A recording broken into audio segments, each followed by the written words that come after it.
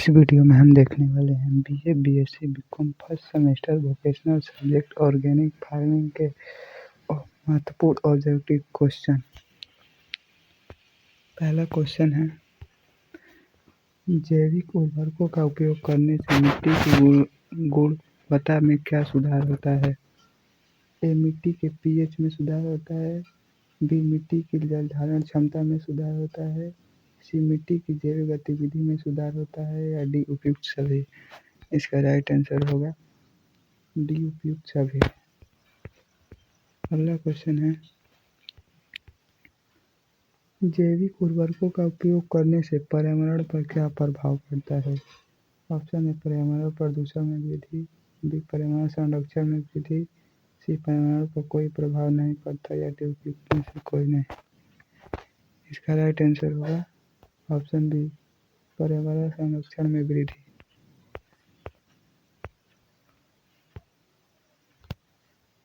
जैविक उर्वरकों का उपयोग करने से फसल की गुणवत्ता में क्या सुधार होता है? फसल की पैदावार में वृद्धि, फसल की गुणवत्ता में सुधार, फसल की प्रतिरोधक क्षमता में वृद्धि, या उपयुक्त सभी।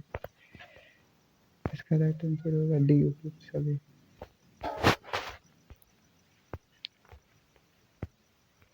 अगला क्वेश्चन है, जैविक उर्वरकों का उपयोग करने से किसानों को क्या लाभ होता है?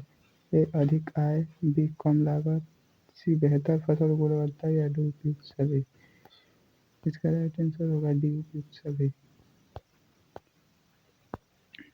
अगला क्वेश्चन है, जैविक उर्वरकों की तैयारी के लिए क्या आवश्यक है? ए, जैविक सामग्री जैसे कि खाद, गोबर और हरी खाद, बी, रासायनिक उर्वरक, सी, मशीनरी, या डी, उपयुक्त में से कोई नहीं। इसका राइट आंसर होगा ऑप्शन है जैविक सामग्री जैसे कि खाद, गोबर और हरी खाद। अगला क्वेश्चन है, कंपोस्ट कैसे तैयार किया जाता है? ऑप्शन है जैविक सामग्री को इकट्ठा करके और उसे विशेष मशीन में डालकर। ऑप्शन बी, जैविक सामग्री को इकट्ठा करना और उसे जमीन में दबाना। ऑप्शन सी, जैविक सामग्री को इकट्ठा करना और उसे विशेष प्रक्रिया से गुजरने देना। या ऑप्शन डी, उपयुक्त में से कोई नहीं है। इसका राइट आंसर होगा ऑप्शन सी, जैविक सामग्री को इकट्ठा करना और विशेष प्रक्रिया से गुजरने देना। अगला क्वेश्चन है, वर्मी कंपोस्ट कैसे तैयार किया जाता है? ए, जैविक सामग्री को इकट्ठा करना और उसे विशेष मशीन में डालना, बी, जैविक सामग्री को इकट्ठा करना और उसे जमीन में दबाना, या सी, जैविक सामग्री को इकट्ठा करना और उसे केंचुओं के साथ मिलाना, या डी, उपयुक्त में से कोई नहीं। इसका राइट आंसर होगा ऑप्शन सी, जैविक सामग्री को इकट्ठा करना और उसे केंचुओं के साथ मिलाना।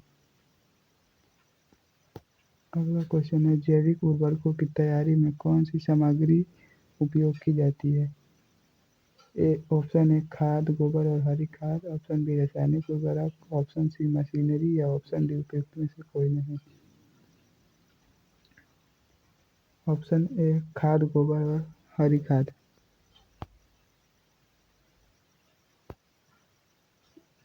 अगला प्रश्न है, जैविक उर्वरकों की तैयारी के लिए कितना समय लगता है? 1 से 2 सप्ताह, 1 से 2 महीने, 3 से 6 महीने, या उपयुक्त में से कोई नहीं।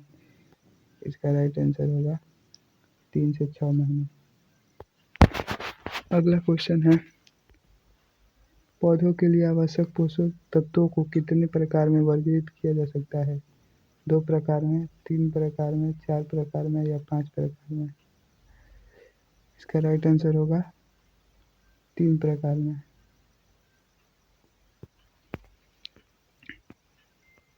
अगला क्वेश्चन है, मैक्रो न्यूट्रिएंट्स में कौन से पोषक तत्व शामिल है? ऑप्शन ए, नाइट्रोजन, फास्फोरस और potassium, option B, calcium, magnesium और sulphur, option C, iron, zinc और कॉपर, या ऑप्शन डी, उपयुक्त सभी। इसका राइट आंसर होगा ऑप्शन डी, उपयुक्त सभी। अगला क्वेश्चन है, माइक्रो न्यूट्रिएंट्स में कौन से पोषक तत्व शामिल हैं? ऑप्शन ए, आयरन, जिंक और copper, option B, boron, molybdenum और chlorine, option C, nickel, chromium और कोबाल्ट, या ऑप्शन डी, उपयुक्त सभी। इसका राइट आंसर होगा ऑप्शन डी, उपयुक्त सभी। अगला क्वेश्चन है, पौधों के लिए आवश्यक पोषक तत्वों के ग्रेडेशन क्या है? इसका राइट आंसर होगा ऑप्शन ए मैक्रोन्यूट्रिएंट्स, माइक्रोन्यूट्रिएंट्स और अन्य पोषक तत्व। अगला क्वेश्चन है, पौधों के लिए आवश्यक पोषक तत्वों का ग्रेडेशन क्यों महत्वपूर्ण है?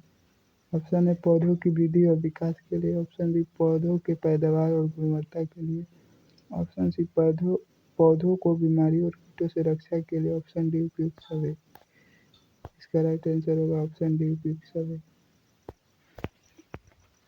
अगला क्वेश्चन है, पौधों में नाइट्रोजन का क्या अर्थ है? ऑप्शन ए पौधों की वृद्धि और विकास के लिए, ऑप्शन बी पौधों की पैदावार और गुणवत्ता के लिए, ऑप्शन सी पौधों को बीमारी और कीटों से रक्षा करने के लिए, ऑप्शन डी पौधों के प्रोटीन संश्लेषण के लिए। इसका राइट आंसर होगा ऑप्शन डी पौधों के प्रोटीन संश्लेषण के लिए। अगला क्वेश्चन है, पौधों में फास्फोरस का क्या कार्य है? ऑप्शन ए पौधों की वृद्धि और विकास के लिए, पौधों की पैदावार और गुणवत्ता के लिए, पौधों को बीमारी और कीटों से रक्षा करने के लिए, और पौधों में डीएनए और आरएनए संरक्षण के लिए। इसका राइट आंसर होगा ऑप्शन डी पौधों में डीएनए और आरएनए संश्लेषण के लिए। पौधों में पोटेशियम का क्या कार्य है? पौधों की वृद्धि और विकास के लिए, पौधों की पैदावार और गुणवत्ता के लिए, पौधों की बीमारी और कीटों से रक्षा के लिए, पौधों में जल संचार और तापमान नियंत्रण के लिए। इसका राइट आंसर होगा ऑप्शन डी पौधों में जल संचार और तापमान नियंत्रण के लिए। पौधों में कैल्शियम का क्या कार्य है? पौधों में वृद्धि और विकास के लिए, पौधों में पैदावार और गुणवत्ता के लिए, पौधों की बीमारियों और कीटों से रक्षा, पौधों के सेल वाल के निर्माण के लिए। इसका राइट आंसर होगा डी पौधों के सेल वाल के निर्माण के लिए। पौधों में मैग्नीशियम का क्या कार्य है? ऑप्शन ए पौधों की वृद्धि और विकास के लिए, ऑप्शन बी पौधों की पैदावार और गुणवत्ता, ऑप्शन सी पौधों की बीमारियों और कीटों से रक्षा के लिए, ऑप्शन डी पौधों में फोटोसिंथेसिस प्रक्रिया के लिए। इसका राइट आंसर होगा पौधों के फोटोसिंथेसिस प्रक्रिया में भाग लेने के लिए। अगला क्वेश्चन है, पौधों में ऑर्गेनिक पोषक तत्व कैसे अवशोषित करते हैं? ये जड़ों के माध्यम से, बी पत्तियों के माध्यम से, सी तनों के माध्यम से, या डी उपयुक्त में से कोई नहीं। इसका राइट आंसर होगा ए जड़ों के माध्यम से।